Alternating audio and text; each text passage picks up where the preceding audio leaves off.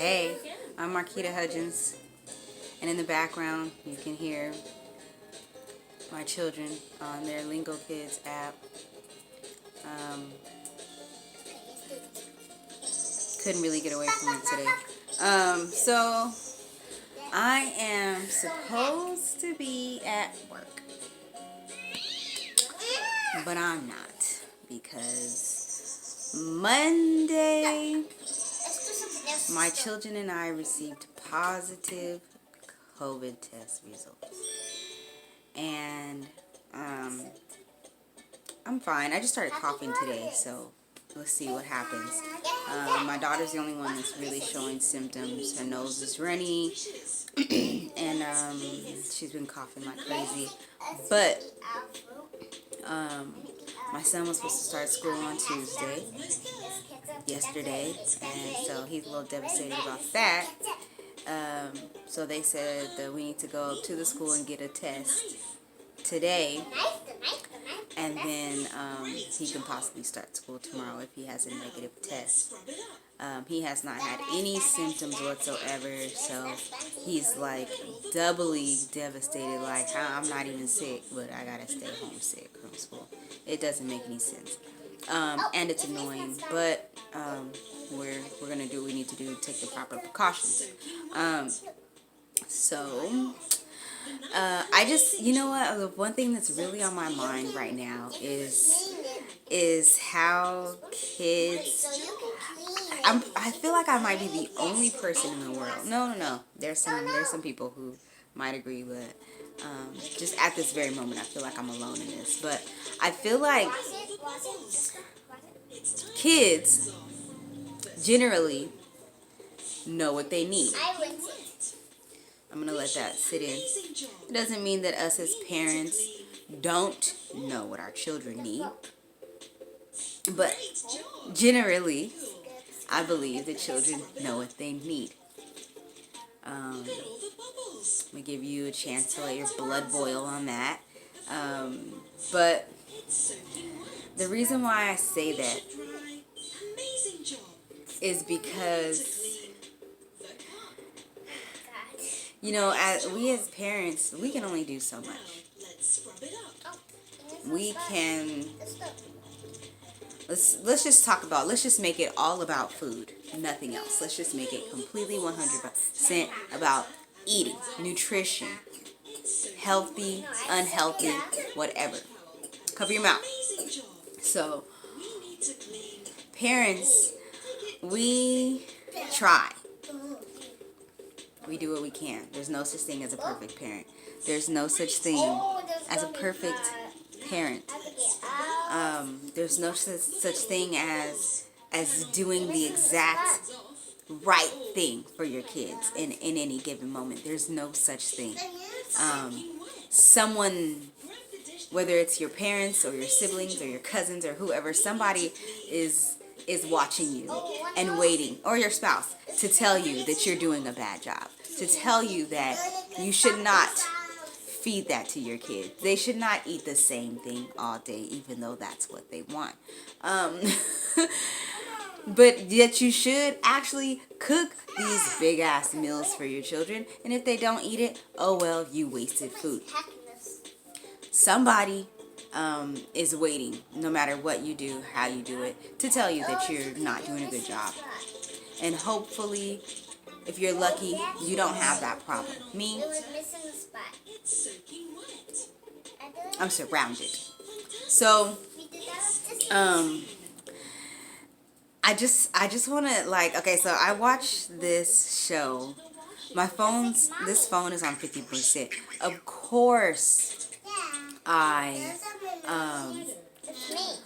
course, I pick up the phone to record, and it's on 15%.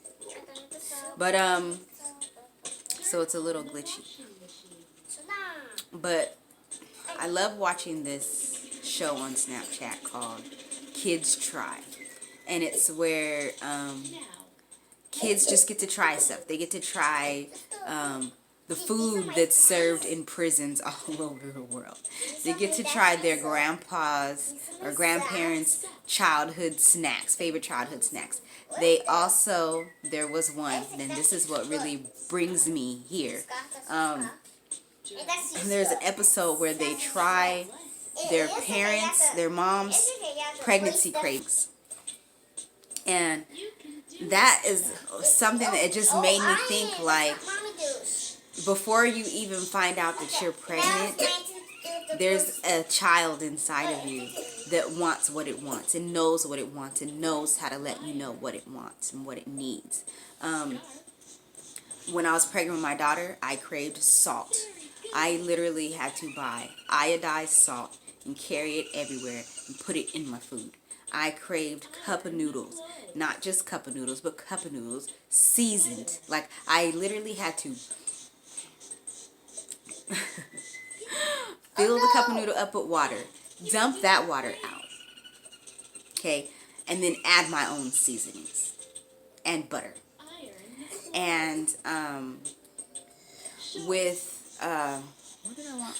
With my son, with both of them, I wanted spicy. I needed to have some hot chips, hot something.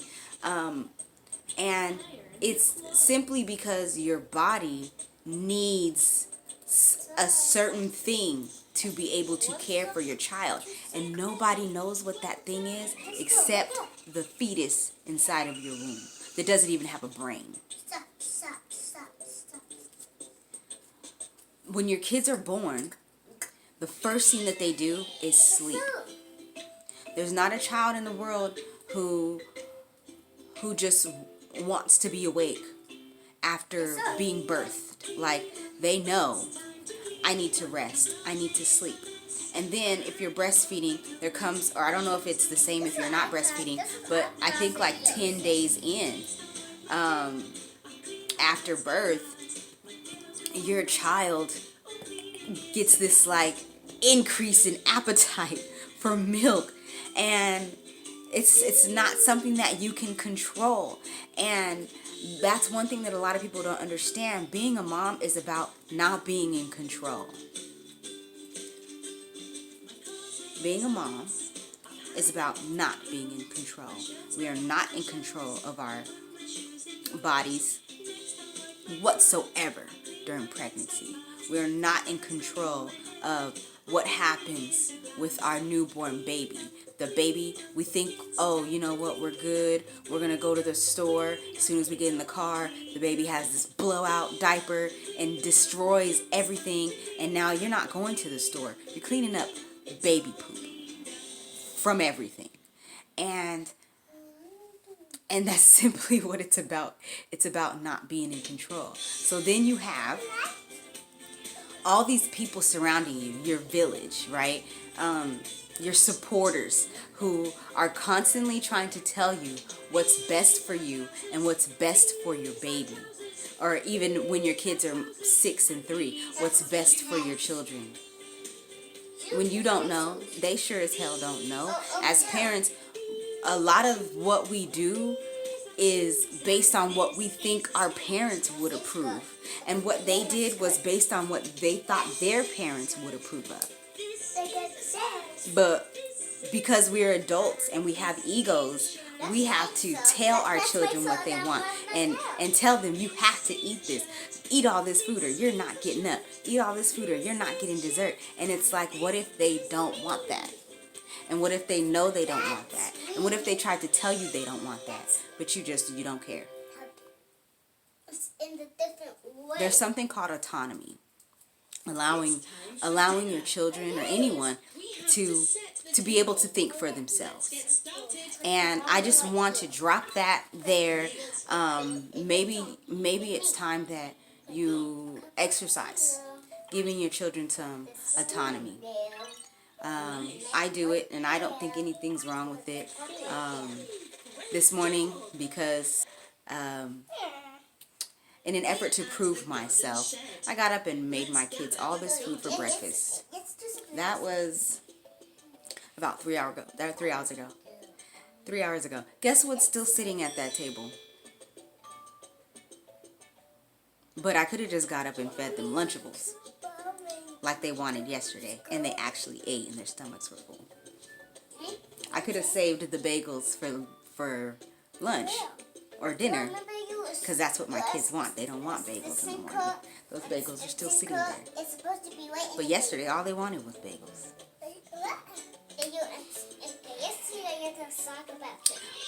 So, I just want to say, your kids, they know what they want. And I feel like as long as their stomachs are full, as long as they get some fruit and vegetables throughout the day. That's me. What else? What are you gonna do? Some kids don't eat at all. I remember my son, there would be days where he would just not eat. And it's easy for people to say, oh, you're neglecting your child because he's not eating.